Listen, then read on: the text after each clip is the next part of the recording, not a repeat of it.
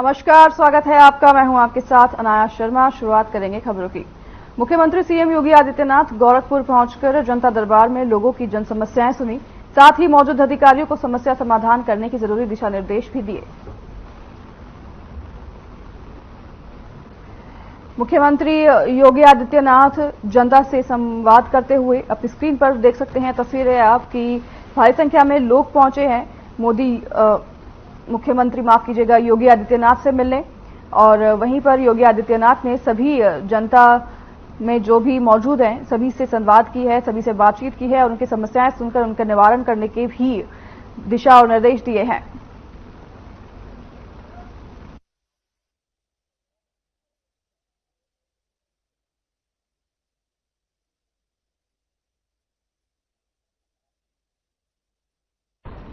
मुख्यमंत्री योगी आदित्यनाथ जनसंवाद करते हुए जनता से उन्होंने मिलकर उनकी समस्याएं सुनी है और उनके समस्याओं का निवारण करने के दिशा निर्देश दिए हैं। योगी आदित्यनाथ ने जनता की समस्याओं का जल्द से जल्द निवारण हो सके, इसके कड़े निर्देश दिए हैं अधिकारियों को। बता दें कि योगी आदित्यनाथ अक्सर ऐसे जनता से संवाद करते हैं। इसके बीच एक बार और उन्होंने जनसंवाद किया है जिसमें उन्होंने सभी की समस्याएं सुनी है और उसके निवारण के लिए जल्द से जल्द निवारण के लिए निर्देश दिए हैं।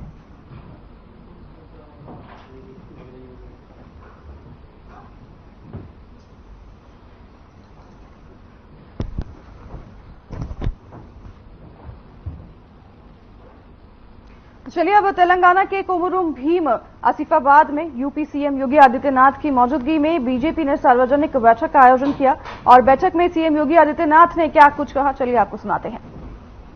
लोकप्रिय प्रत्याशी डॉक्टर पल्लई हरीश बाबू, भारतीय जनता पार्टी के आसिफाबाद से लोकप्रिय प्रत्याशी श्री आत्माराम नायक, जिला इंचार्ज श्री अरुमाला पोचा, जिला चुनाव इंचार्ज श्री संजीव रेड्डी, विधानसभा चौड़ इंचार्ज श्री कृति कुमार खगड़िया, श्री संतोष गढ़ीवाल, भारतीय जनता पार्टी के सभी पदाधिकारीगण भारी संख्या में शिवपुर असेंबली कॉन्स्टिट्यूंसी के उपस्थित सभी तेलंगाना के मेरे भाइयों और बहनों, नमस्कारम तेलंगाना। श्री रामोडी नगरी अयोध्या उत्तर प्रदेश నుండి తెలంగాణ సోదరులకు సాదర వందనాలు।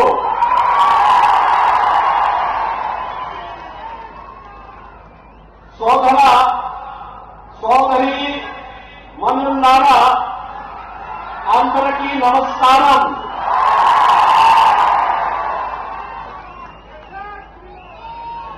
भाइयों बहनों, श्री राम की नगरी अयोध्या उत्तर प्रदेश से आकर के आप सभी तेलंगाना के भाइयों और बहनों से मिलकर के मुझे अत्यंत आनंद की अनुभूति हुई है।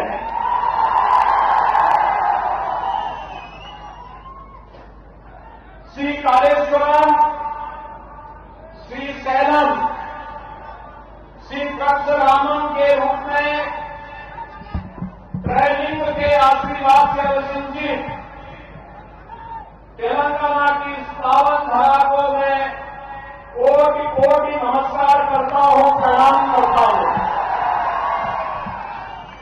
भाइयों बहनों, तेलंगाना में आकर के आप सभी से संवाद करना मेरे लिए अत्यंत सुखद है। यहाँ की संस्कृति, यहाँ के मेहनतकश किसान, नौजवान और उन सब की विनम्रता और सज्जनता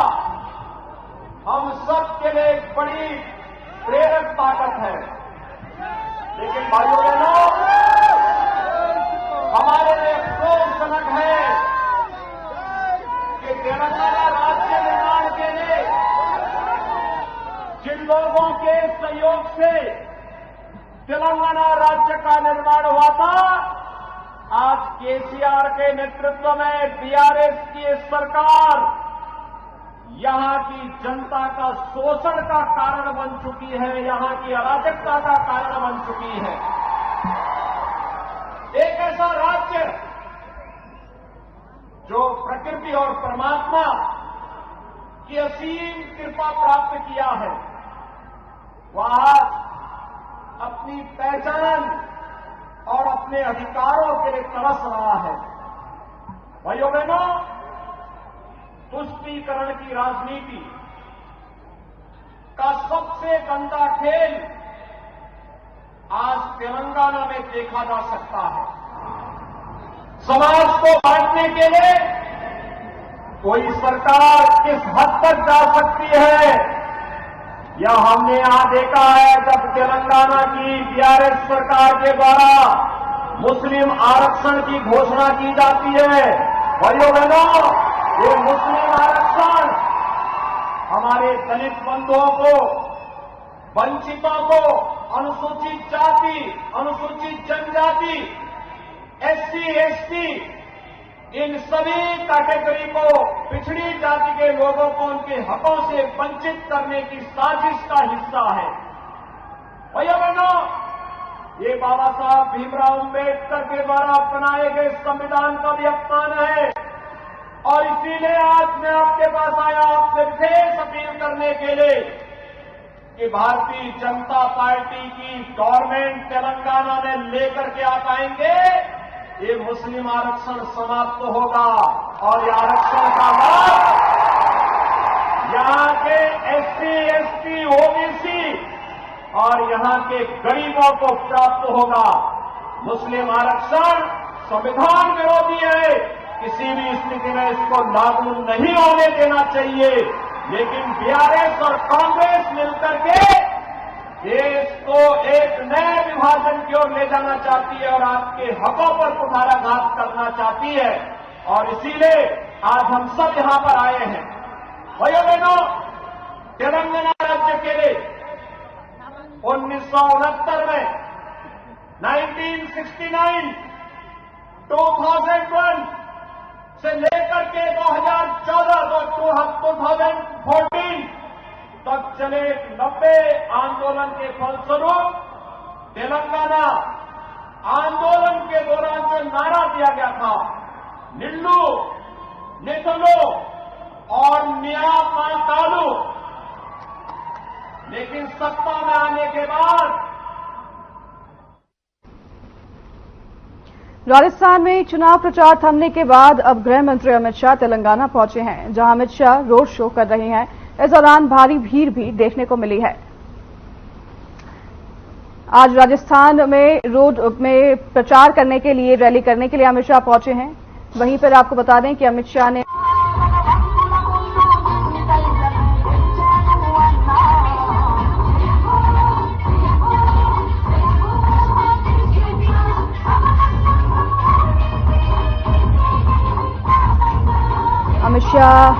आगामी चुनाव के चलते सभी पार्टियां रोड शो और प्रचार प्रसार में लगी हुई है। इसी के चलते अब केंद्रीय मंत्री अमित शाह भी रोड शो करने राजस्थान में पहुंचे हैं। आपको बता दें कि राजस्थान में चुनाव है, जिसके चलते अमित शाह रोड शो करने पहुंचे हैं। स्क्रीन पर आप तस्वीरें देख सकते हैं, भारी संख्या में समर्थक पहुंचे हैं। तेलंगाना में अमित शाह पहुंचे हैं।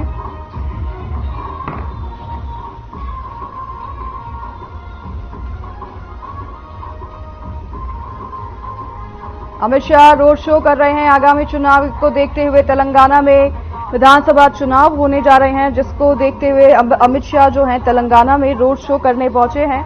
रोड शो में भारी संख्या में लोग पहुंचे हैं। आप स्क्रीन पर देख सकते हैं किस तरह से लोग और समर्थकों ने पहुंचकर अपनी उपस्थिति दिखाई है। लगातार बीजेपी जो है चुनाव के चलते प्रचार प्रसार कर रही है। इसी के चलते अब केंद्रीय मंत्री अमित शाह जो हैं वह भी नलगोंडा में पहुंचे हैं। तेलंगाना में आपको बता दें कि 30 तारीख को चुनाव होने हैं, जिसको देखते हुए अब अमित शाह जो हैं प्रचार प्रसार करने के लिए अपनी पार्टी के समर्थन में वोट मांगने के लिए रोड शो करने पहुंचे हैं तेलंगाना के नलगोंडा में, जहां पर भारी भीड़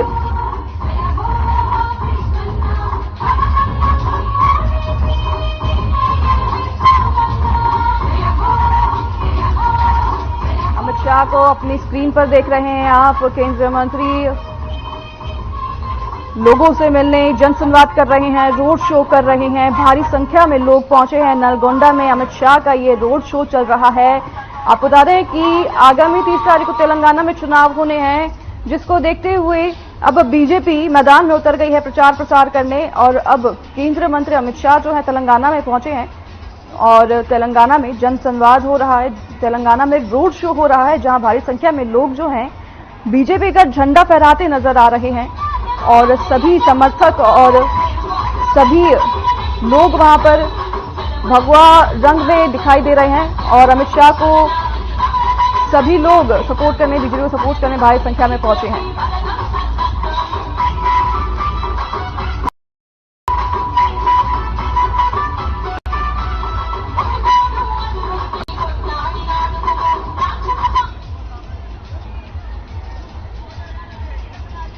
आने वाले चुनाव को देखते हुए लगातार प्रचार प्रसार चल रहा है, जिसको लेकर अमित शाह रोड शो करने पहुंचे हैं। आपको बता दें कि विपक्ष पार्टी के चंद्रशेखर राव की टीआरएस अब क्या हो सकता है, अब वो तो चुनाव के बाद पता चलेगा। हालांकि बीजेपी जो है पूरा दमखम लगा चुकी है, पूरी तैयारी के साथ मैदान में उतर चुकी है। राज्य से लेकर केंद्र मंत्री भी अब मैदान में उतर चुके हैं प्रचार प्रसार के लिए। आमने सामने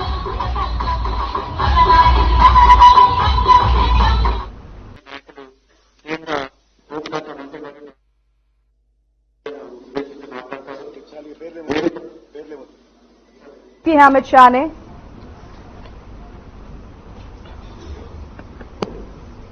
आप सभी का भारतीय जनता पार्टी की प्रेस वार्ता में स्वागत है। हम सब जानते हैं आने वाले दिनों में तेलंगाना विधानसभा के चुनाव होने वाले हैं। ये चुनाव तेलंगाना राज्य के लिए और तेलंगाना के सभी नागरिकों के लिए बहुत महत्वपूर्ण और दिशा दर्शक चुनाव होने वाला है, क्योंकि एक लंबे संघर्ष की पृष्ठभूमि में तेलंगाना की रचना हुई। अलग तेलंगाना राज्य की मांग में तेलंगाना प्राइड के साथ साथ खुशहाल तेलंगाना भी एक मुद्दा था। और 10 साल के बाद जब पीछे मुड़कर देखते हैं तो रेवेन्यू सरप्लस स्टेट से लाखों करोड़ों का ऋण आज तेलंगाना स्टेट पर है। तेलंगाना की प्राप्ति के लिए जिन युवाओं ने अपना सर्वोच्च बलिदान दिया था, करीब करीब 1500 युवाओं ने दिया था, उन्होंने तेलंगाना की भविष्य की पीढ़ी के लिए अपना सब कुछ बलिदान किया था। आज युवा बिल्कुल निराश खड़ा है। किसान, दलित, बैकवर्ड बिल्कुल निराश खड़े हैं और सभी लोग तेलंगाना के भविष्य को लेकर आशंकित हैं। 30 नवंबर को तेलंगाना का चुनाव होना है। मैं तेलंगाना की जनता को, सारे मतदाताओं को अपील करना चाहता हूं कि आपका एक वोट केवल एक विधायक या एक सरकार का निर्णय नहीं करेगा। आपका एक वोट तेलंगाना और भारत के भविष्य का निर्णय और निर्धार करेगा।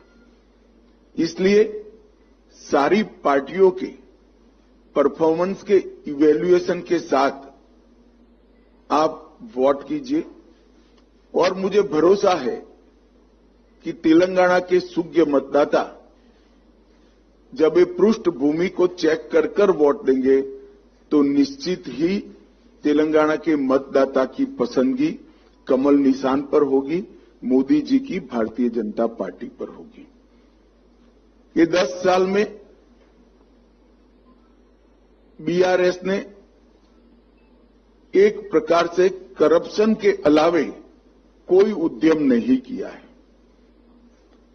मिशन भागीरथ घोटाला हो, पासपोर्ट स्कैम हो, मियापुर भूमि सौदे का 4000 करोड़ का घोटाला हो, आउटर रिंग रोड सिर्फ औने पौने दाम पर बेच देने का घोटाला हो, कालेश्वरम परियोजना का घोटाला हो, शराब घोटाले को हम सभी जानते ही है। ग्रेनाइट घोटाले में कितना मनी लॉन्ड्रिंग हुआ वो कोई छिपी बात नहीं है। 2020 की बाढ़ राहत में भी घोटाला किया गया। के रिपोर्ट से स्पष्ट हो गया है कि मिशन काकतीय में 22,000 करोड़ रुपए का बजट समाप्त होने के बाद भी सिर्फ 65% काम हुआ है। और बीआरएस के कार्यकर्ता दलित बंधु जो 2 बेडरूम हॉल किचन का स्कीम है उसमें भी उगाही कर दलितों से पैसा लेते हैं। ये सारी बातें आज तेलंगाना की जनता की जनमानस में स्थिर हो चुकी हैं और तेलंगाना की जनता मानती है कि केसीआर की पार्टी बीआरएस ने यहां पर घपले, घोटाले और भ्रष्टाचार की सिवाय कुछ नहीं किया। किसी भी सरकार की क्रेडिबिलिटी, इसकी विश्वसनीयता, उसने अपने जो घोषणा पत्र घोषित किए हैं इसमें कितने वादे पूरे किए हैं इसके आधार पर होती हैं। 1 लाख नौकरियां देने का वादा किया था, 8 से ज्यादा पेपर लीक हुए और क्यों पेपर लीक हुए हम सब जानते हैं। भर्तियां हो नहीं पाई। 3,000 रुपया प्रतिमाह बेकारी भत्ता देने का वादा किया था, वो भी पूरा नहीं हुआ। 40 लाख बच्चों को केजी से पीजी तक मुफ्त शिक्षा देनी थी, वो भी वादा पूरा नहीं हुआ। 7 लाख गरीबों को घर देने का वादा उन्होंने पूरा नहीं किया, मोदी जी ने इसका प्रयास किया। गरीबों का 1 लाख रुपए का लोन माफ करना था, वो भी नहीं हुआ। हर जिले में एक सुपर स्पेशलिटी अस्पताल खोलना था, वो भी नहीं हुआ है। Cinema city, pharma city, textile city, sport city और एजुकेशन सिटी, ये सभी बनाने का वादा था। सिटी कहीं पर दिखाई नहीं पड़ती है और सिटी के लिए जो जमीन था वो सारा गबन कर केसीआर के लोगों ने भ्रष्टाचार किया है। इसके दूसरी ओर भारतीय जनता पार्टी की नरेंद्र मोदी सरकार ने भारतीय जनता पार्टी के स्थापना से 1950 से जनसंघ से लेकर अब तक जितने वादे किए थे, ये 9 साल में हमने सभी वादे पूरे किए हैं। चलिए आगे बढ़ेंगे अब खबरों में। कोल्हापुर जनसभा को अमित शाह ने संबोधित किया है और केंद्र सरकार की उपलब्धियां गिनाई हैं। वहीं टीआरएस पर उन्होंने आरोप लगाए हैं। टीआरएस पार्टी और रंगपुर में बैठे हुए देवी देवताओं को मैं प्रणाम कर मेरी बात की शुरुआत करना चाहता हूं। ముందుగా రంగనాగ స్వామి మరియు సింగోటం లక్ష్మీ నరసింహస్వామి మరియు దేవత మియాపూర్ సత్యమ్మ నాయనపల్లి మశమ్మ దేవతలకు ముందుగా నేను మొక్కుతా ఉన్నాను। मित्रों, अभी अभी हमारे सुधाकर राव जी ने बताया, मैं आज बताकर जाता हूं, केसीआर ने श्रीशैलम बंद के विस्थापितों के लिए कुछ नहीं किया। मैं कहकर जाता हूं, भाजपा की सरकार बनाइए, श्रीशैलम परियोजना के विस्थापितों का मुआवजा और रोजगारी दोनों भाजपा सरकार सुनिश्चित करेगी। ఈరోజు కేసీఆర్ ఏదైతే ఫెయిల్ అయిందో శ్రీశైలం నిర్వాసితులు 98 జీవో ఇంప్లిమెంట్ చేయడంలో ఫెయిల్ అయిందో భాజపా సర్కారు బీజేపీని గెలిపిస్తే సుధాకర్ రావుని గెలిపిస్తే ఖచ్చితంగా మీకు ఉద్యోగాలు ఉపాధి ఖచ్చితంగా వస్తాయని చెప్తా ఉన్నారు। बेलतूर और गुंडी मल्ला परियोजना को भी हम पूरा करेंगे। వెల్టూరు గుందిమల్ల ప్రాజెక్టును కంప్లీట్ చేస్తామని మీకు మాట ఇస్తా ఉన్నాం। मित्रों, केसीआर ने यहां के मैंगो फार्मर्स के लिए कुछ नहीं किया। भारतीय जनता पार्टी की सरकार मैंगो फार्मर्स के लिए प्रोसेसिंग यूनिट बनाकर कोल्हापुर की मैंगो यूरोप के बाजार में जाए ऐसी व्यवस्था करेंगे। మిత్రులారా, మన కొల్లాపూర్ దేశంలో ప్రపంచంలో ప్రసిద్ధిగాంచిన మన కొల్లాపూర్ మామిడి కోసము కేసీఆర్ ఏమి చేయలేదు।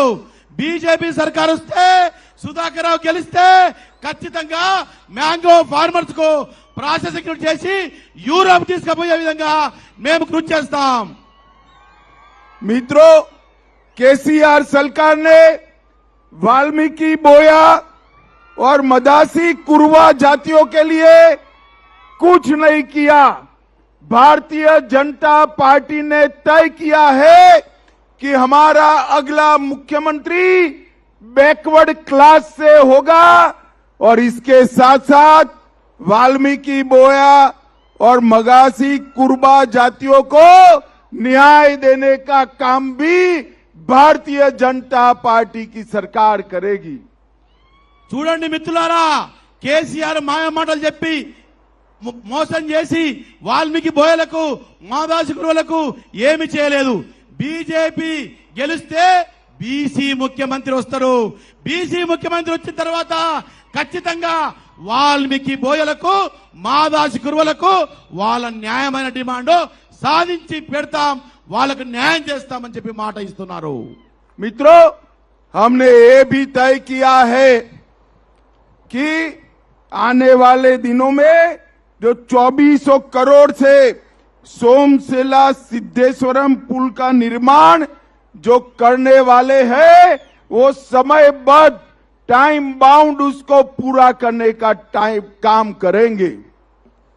మిత్రులారా, ఏదైతే భారతీయ జనతా పార్టీ అధికారం ఇవ్వకున్నా చెప్పిన ప్రాజెక్టు టైం బౌండ్ లో 1.5 సంవత్సరాలు 18 నెలల్లో సోమశిల బ్రిడ్జ్ జాతీయ రహదారి పూర్తి చేస్తామని మాట ఇస్తున్నాం। मित्रों, हमने ये भी तय किया है कि एससी रिजर्वेशन में माड़ीगा समाज को वर्टिकल कोटा देकर माड़ीगा समाज की सालों पुरानी न्याय को हम समाप्त करेंगे। మిత్రులారా, ఈ రోజు ఎన్నో ఏళ్లకెళ్ళి సమస్యగా మారినటువంటి మాదిగ రిజర్వేషన్ కేటగరైజేషన్ అనేది తొందరలోనే పూర్తి చేసి దానికి సమాప్తం పలుకుతామని చెప్పి మాట ఇస్తున్నాం। भाई और बहनों, पूरे तेलंगाना में बेरोजगारी के कारण युवा आत्महत्या कर रहे हैं। भाई, ఈ రోజు తెలంగాణలో యువకులు ఉద్యోగాలు లేక ఆత్మహత్యలు చేసుకుంటున్నారు। कोल्हापुर के युवा भी बेरोजगार घूम रहे हैं। కొల్లాపూర్ యువకులు కూడా ఉద్యోగాలు లేక ఇబ్బందులు పడుతున్నారు। केसीआर को कोल्हापुर के युवाओं की चिंता नहीं है, एक ही यूथ की चिंता है केटीआर को मुख्यमंत्री बनाने की। కేసీఆర్ కు యువకుల మీద ప్రేమ లేదు, కొల్లాపూర్ యువత మీద అసలే లేదు। ఆయన ప్రేమంతా కేటీఆర్ ముఖ్యమంత్రి చేయడం మాత్రమే। मित्रों, केसीआर सरकार में 7 साल में 14 से ज्यादा पेपर लीक हुए हैं। भारतीय जनता पार्टी ने तय किया है कि सारे पेपर लीक की जांच कराकर दोषियों को जेल की सलाखों के पीछे डालेंगे। కేసీఆర్ ప్రభుత్వంలో ఏమి చేయలేదు కానీ ఉద్యోగాలు వేయలేదు। 16 సార్లు పేపర్ లీకేజ్ అయింది। భాజపా సర్కార్ వచ్చిన తర్వాత వాళ్ళందరినీ కూడా పట్టుకొని జైల్లో వేయడం జరుగుతుంది। और मित्रों, हमने तय किया है 2,50,000 यूथ को ट्रांसपेरेंट तरीके से नौकरी देने का काम भारतीय जनता पार्टी की सरकार करेगी। మిత్రులారా, ఇక్కడ కేసీఆర్ ఎట్లా చేస్తే అక్కడ మోడీ ప్రభుత్వము 2,50,000 మందికి ఉద్యోగాలు చాలా ట్రాన్స్పరెంట్ గా ఇక్కడ మచ్చ లేకుండా రిమార్క్ లేకుండా కంప్లీట్ చేసింది। मित्रों, तेलंगाना का चुनावी इतिहास से तेलंगाना की जनता ने जब जब भी कांग्रेस को वोट दिया उनके एमएलए बीआरएस में चले गए। ఇప్పుడు మన తెలంగాణలో ఎప్పుడైతే కాంగ్రెస్ ఎమ్మెల్యేలు గెలిచిండ్రో వాళ్ళందరూ కూడా కేసీఆర్ కొన్నాడు, అమ్ముడపోయిండు। మన కొల్లాపూర్లో కూడా హర్షవర్ధన్ రెడ్డి కాంగ్రెస్ గెలిచి అమ్ముడపోయిండు। कांग्रेस का आज का एमएलए का अभ्यर्थी कल का बीआरएस का एमएलए है। ఈ రోజు కాంగ్రెస్ అభ్యర్థి ఎవరు? నిన్నటి బీఆర్ఎస్ అభ్యర్థి। और भारतीय जनता पार्टी को आप वोट देने का मतलब है केसीआर की सरकार की जगह भारतीय जनता पार्टी की सरकार बनेगी। ఈ రోజు భారతీయ జనతా పార్టీ అభ్యర్థికి ఓటేయండి, కేసీఆర్ స్థానంలో బీజేపీకి అధికారం ఇవ్వండి। चलिए, इस कार्यक्रम में हमारे साथ बस इतना ही। मैं नया शर्मा अब आपसे लूंगी विदा। नमस्कार।